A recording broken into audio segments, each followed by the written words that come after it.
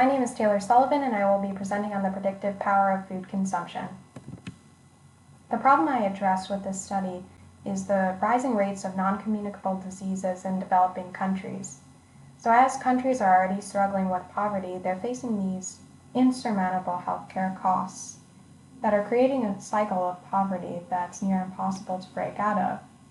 The World Health Organization summarizes this problem with a quote: "The rapid rise in non-communicable diseases is predicted to impede poverty reduction initiatives in low-income countries, particularly by increasing household costs associated with healthcare."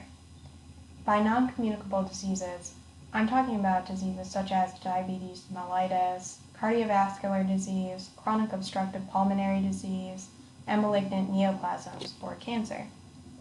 These diseases aren't transferable between humans, but are the result of the cumulative effects of nutrition and exercise, as well as daily habits throughout a person's life. This study really attempts to address what is causing these higher rates in non-communicable diseases in these countries, so health resources can be allocated accordingly. The null hypothesis for this study was food consumption has no impact on health outcomes in developing nations. The hypothesis was, in nations with lower consumption of high-fat and high-caloric foods, there are more favorable health outcomes. The alternative hypothesis is, nations with greater consumption of high-fat and high-caloric foods result in better health outcomes. The first step in this whole data analysis process was gathering the data. I gathered data from 4 different resources, the first being the World Bank, which provided data on the consumption rates of each country per food category.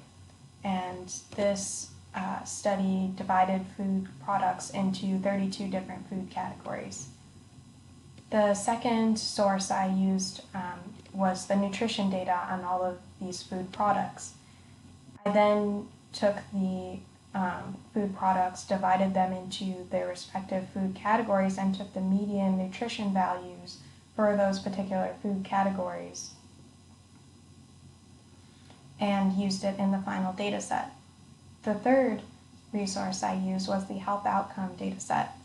This data set offered rates of pulmonary disease, cardiovascular disease, diabetes, and malignant neoplasms for each particular country. Lastly, I inserted the population rates for each country, and what this data set allowed me to do was take the per capita rates of each health outcome and consumption rate in order to eliminate the fact that higher rates of diabetes were obviously more associated with higher population rates in these countries. So the first step, once all the data was gathered, was looking at whether the data was actually normal, distribution-wise at least. So here's an example of what I was analyzing here. So this is the consumption rate of per capita. So this data isn't exactly normal. There's a peak near the center, and then there's hardly any data to the left of that peak. So what's interesting here is that once I looked at this data further for any outliers to see if there was any incorrect data or something like that, there really wasn't. So all the data was pretty accurate, and I thought that by removing these outliers, it might affect the model and not be able to identify what's causing these high rates in general. So I took the risk of keeping that data in there. Further models might address this problem by removing those outliers and analyzing whether the model increases its predictive power or decreases that predictive power. The next step I took was analyzing the data for linear association. So what this did was taking a scatter plot of the Spearman versus Hopding D statistics. I was looking for any nonlinear associations, the strength of associations, and so forth. But nonlinear associations would have appeared in the upper left quadrant, and here you can see that there are none. So every predictor and versus target association was all linear. This provided evidence that these predictors would be good enough for a logistic regression, which is what was used for this data analysis process. Moving on to the bulk of the data, or the bulk of the code. So initially, I took all of the diabetes rates, all of the neoplasm rates, cardio and pulmonary, and I analyzed them. Then I took the upper 25% cutoff and created a binary target variable that resulted in a 1 for the top 25% of that health outcome and a 0 for the remainder of the data. This was just to target that top 25% of these health outcome rates and analyze it even further with the model. Then I divided the data into training and validation data sets. I then used a smooth weight of evidence technique to modify the food category variable. Because it's a categorical variable, it would have created a quasi-complete separation or a high dimensionality if I changed it into a binary variable. So using smooth weight of evidence was the best method, in my opinion, for this job. Once I created that new variable, I trained the data set. I created a model for it. After that, I altered the validation data set in the same ways that I did the training data set prior to scoring the model. Then I used that validation data set with that smooth weight of evidence variable that I created, and I scored the data set. I used the output of that score and I put it into a new variable, which I then sorted and analyzed based on food category. I analyzed the results of the model with a receiver operator curve. Here you can see the diagonal is basically not having any model at all. But the more that the curve bows out from that diagonal line, the better the model is. Here we can see there's a significant bow. Obviously, this model is better than having no model at all. And additionally, the area under the curve is 0.5953, which is extremely similar to the curve for the validation or the training data set that was used as well, meaning that the model generalizes well to new data. So what do all these findings actually mean? So the results for diabetes mellitus were preserved milk and other milk products had the highest correlation with high rates of diabetes. This is followed by eggs, egg-based products, then frozen, preserved, and processed vegetables in the third standing. On the other hand, what is least associated with high rates of diabetes, and that would be fresh seafood, beer, pork, and processed fruit. What's interesting here to be considered is that a lot of these countries that were analyzed have a state religion that might forbid pork and alcohol consumption. And that might be why there is such a low consumption rate for those particular food items. Moving on to the malignant neoplasms analysis. What was highly correlated with high rates of malignant neoplasms were cereals, flour, and other food products, preserved milk and other milk products, and then third was bread.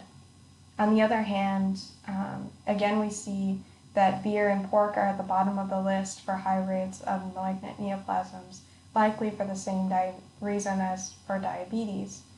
But here we also see that the lowest predictors were fruit and butter or margarine.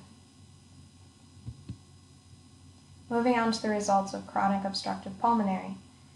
The highest correlation here was with chilled fruit, which is exactly the opposite as we've seen with the other diseases. In second place, we see edible oil and fats, and then soft drinks and juice. These items don't really make a lot of sense, especially when compared to the other results. This can possibly be because chronic obstructive pulmonary disease is most associated with whether an individual smokes or doesn't smoke, as well as their exercise habits, and not so well with diet. On the other end of the spectrum, we see spirits, beer, wine, sugar, butter, and margarine. So that's something to be considered. All these beer, wine, spirits results are likely for the same reasons that they were at the bottom of the list for the other diseases. Finally, cardiovascular disease was analyzed as well. The highest correlation with high rates of cardiovascular disease were chilled vegetables other than potatoes, seafood, rice, bread, cereals, flour, and other products. Near the top of the list, we're seeing a lot of very starchy foods that can cause blockages in the heart. So that makes a lot of sense. On the other end of the spectrum, we're seeing frozen vegetables, eggs, jams, spirits, and lamb. These are the lowest predictors for cardiovascular disease. The limitations of this study. So smooth weight of evidence, using that statistical technique can be really confusing when building a model for someone else.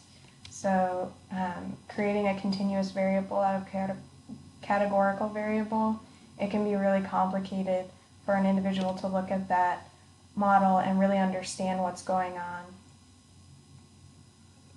Additionally, like I stated previously, normalcy was a big limitation of this data, and the model should be rebuilt in the future without these outliers and improved normalcy to see if we can create a better model, or if the model's predictive power even decreases as a result.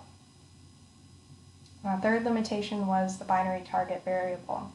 So using that binary variable, with which I targeted the top 25% of the data, if that particular data set wasn't very representative of the population, the binary target variable targeting that top 25% could really cause a lot of anomalies in the model. And then finally, there was a cumulative limitation of the various data sets. So what this means is that, for instance, the World Bank data set, those consumption rates across food categories, those consumption rates weren't exactly accurate because there's a lot of informal markets that go on in these developing countries, and those rates of consumption aren't recorded. And then with the health outcome data set, a lot of countries have find a benefit in not telling the truth on what their real dates or their real rates of disease are. So these limitations just really accumulate and can create a model that's not exactly accurate. And because I use 4 different data sets, this can be the case in this particular one. And that fact should be considered when analyzing these results. So the benefits of this study: 1, we've identified particular or possibly harmful foods with this study. And with continued study, we can identify high-risk areas based on food consumption. So we can say where these health resources need to be allocated, and then also take preventative measures against these increasing rates of disease. Again, this can be used to create marketing strategies for the healthier options as well.